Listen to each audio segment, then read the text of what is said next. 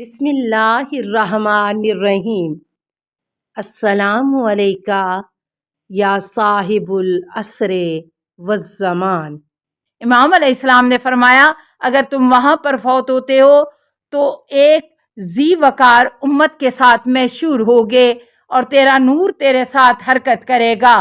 رجال کشی صفحہ 292، بحار الانوار جلد 72، صفحہ 392، حدیث 1۔ فرمانے خدا واللہ ربنا ما کننا مشرکین انظر کیف کذبوا کی تفسیر کیا ہے؟ امام ابو حنیفہ نے حضرت امام جعفر صادق علیہ السلام سے خداوند کے فرمان اللہ کی قسم کہ جو ہمارا پروردگار ہے ہم مشرک نہیں ہیں۔ دیکھیں انہوں نے کس طرح سے اپنے آپ کو جھٹلایا۔ سورہ انعام آیت 23-24 کی تفسیر کے بارے میں سوال کیا۔ امام علیہ السلام نے فرمایا اے ابو حنیفہ تم کیا کہتے ہو؟ ابو حنیفہ نے کہا میں کہتا ہوں کہ وہ مشرک نہیں تھے۔ امام علیہ السلام نے فرمایا خداوند متعال فرماتا ہے انظر کیف کذبوا علی انفسہم، دیکھو انہوں نے کس طرح سے اپنے آپ کو جھٹلایا۔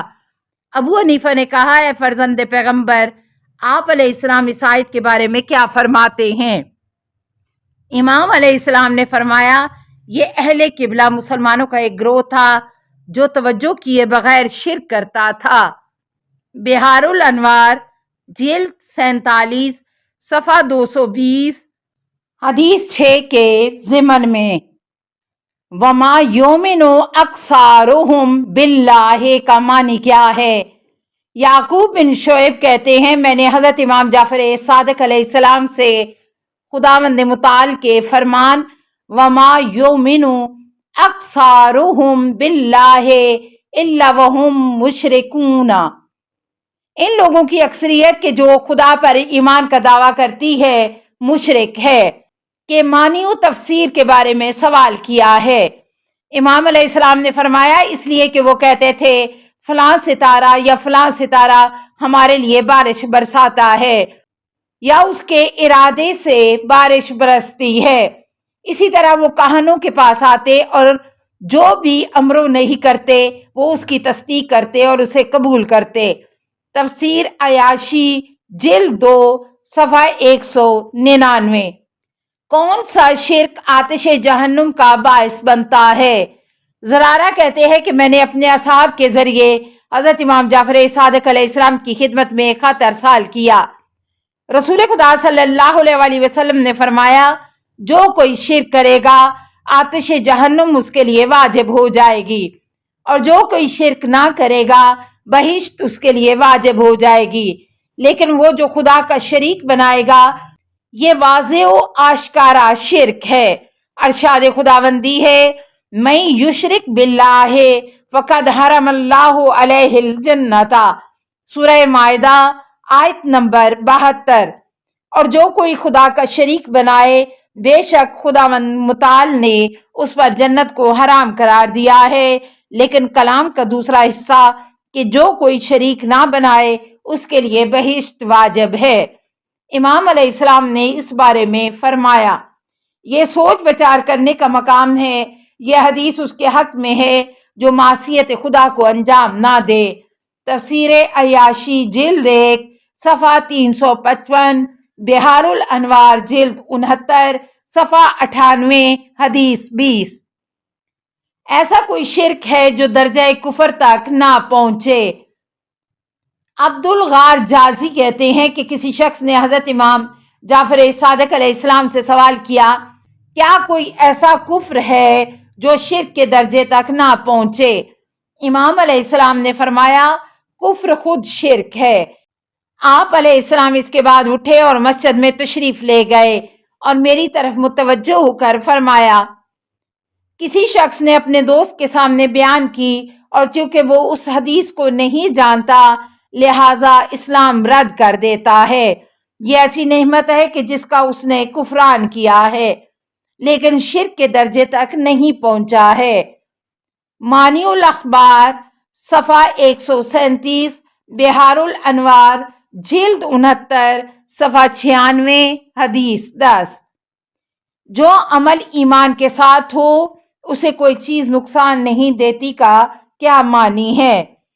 عمار سباتی کہتے ہیں کہ میں نے حضرت امام جعفر صادق علیہ السلام کی خدمت میں عرض کیا، ابوا عید یوسف بن ثابت نے آپ سے نقل کیا ہے کہ آپ علیہ السلام نے فرمایا، جو عمل ایمان کے ساتھ ہو اسے کوئی چیز نقصان نہیں پہنچا سکتی، اور جو عمل کفر کے ساتھ ہو وہ مفید نہیں ہے۔ امام علیہ السلام نے فرمایا، ابوا عید نے اس حدیث کی تفسیر کا مجھ سے سوال نہیں کیا۔ مذکورہ کلام سے میرا مقصود یہ ہے کہ جو کوئی بھی آل محمد صلی اللہ علیہ وسلم میں امام علیہ السلام کی معرفت رکھتا ہو اور اسے اپنا ولی و وارث قرار دے، پھر وہ جتنی مقدار میں عمل خیر انجام دے گا وہ اس سے قبول کیا جائے گا اور اس کا کئی گناہوں سے ثواب ملے گا، اور وہ اپنے ان اعمال سے فائدہ اٹھائے گا جو معرفت کے ساتھ بجا لائے ہوں۔ مذکورہ کلام سے میری مراد یہ ہے کہ اسی طرح خداوند متعال ان بندوں کے اعمال صالح کو قبول نہیں کرے گا جو اس نے ظالم جائر امام کو اپنا ولی بنا کر کیے ہیں۔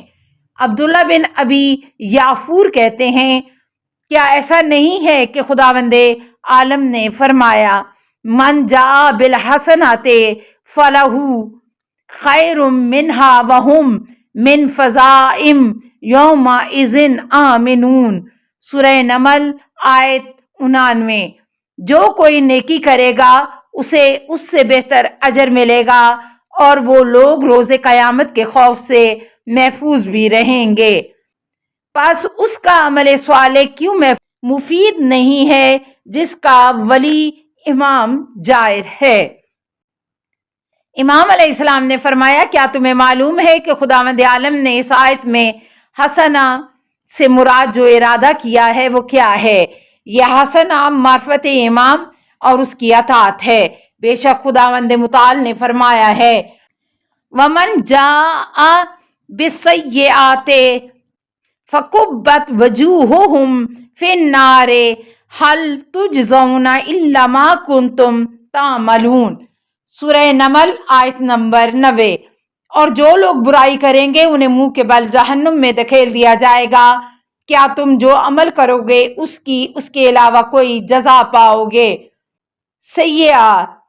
سیئات سے مراد اس امام کا انکار ہے جو خدا کی طرف سے منسوب ہوا ہے۔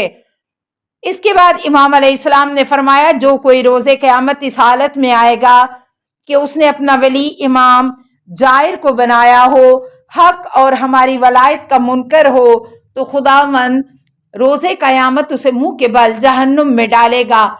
امالی شیخ توسی صفحہ 266، بہار الانوار جلد 24 صفحہ 43، حدیث 7۔ مومن کی علامت کیا ہے؟ کوئی شخص کہتا ہے کہ میں نے حضرت امام جعفر صادق علیہ السلام کی خدمت میں عرض کیا، مولا مومن کس علامت سے پہچانا جاتا ہے؟ امام علیہ السلام نے فرمایا، خدا کے سامنے تسلیم اور اس پر راضی ہونے سے، جس کا اسے سامنا ہو وہ خوشی ہو یا غمی۔ اصول کافی جلد 3 صفحہ 62، حدیث 12۔ حدیث المومن ینظر بنور اللہ کا معنی کیا ہے؟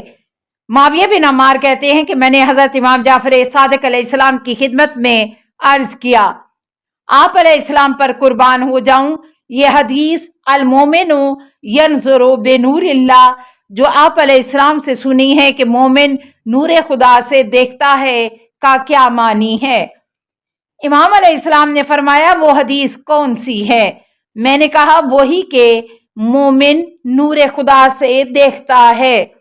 امام علیہ السلام نے فرمایا، اے معاویہ، خداوند نے مومن کو اپنے نور سے خلق کیا ہے اور اسے اپنی رحمت میں غوطہ دیا ہے، اور اسے جس دن اپنی اور ہماری ولایت کی شناخت کرنے کے لیے اسے اپنے آپ کو پہچانوایا، اس سے عہد و پیمان لیا۔ پس مومن کا بھائی ہے، ایک ہی ماں باپ سے، اس کا باپ نور اور ماں رحمت ہے، پس وہ اس نور سے دیکھتا ہے جس سے خلق ہوا ہے۔ بصائر الدرجات صفحہ 80، بحار الانوار جلد 64 صفحہ 74، حدیث 2۔ السلام علیکہ یا صاحب العصر والزمان، الامان الامان الامان من فتن الزمان۔ السلام علیکہ یا خلیفۃ الرحمن، السلام علیکہ یا امام الانس والجان، السلام علیکہ یا مظہر الایمان، السلام علیکہ یا شریک القرآن، السلام علیکہ یا قاطع البرہان، السلام علیکہ یا امام زماننا ھذا اجل اللہ فرجک وسہل اللہ مخرجک وظہورکا، السلام علیکہ ورحمۃ اللہ۔ اللہم صلی علی محمد و آل محمد۔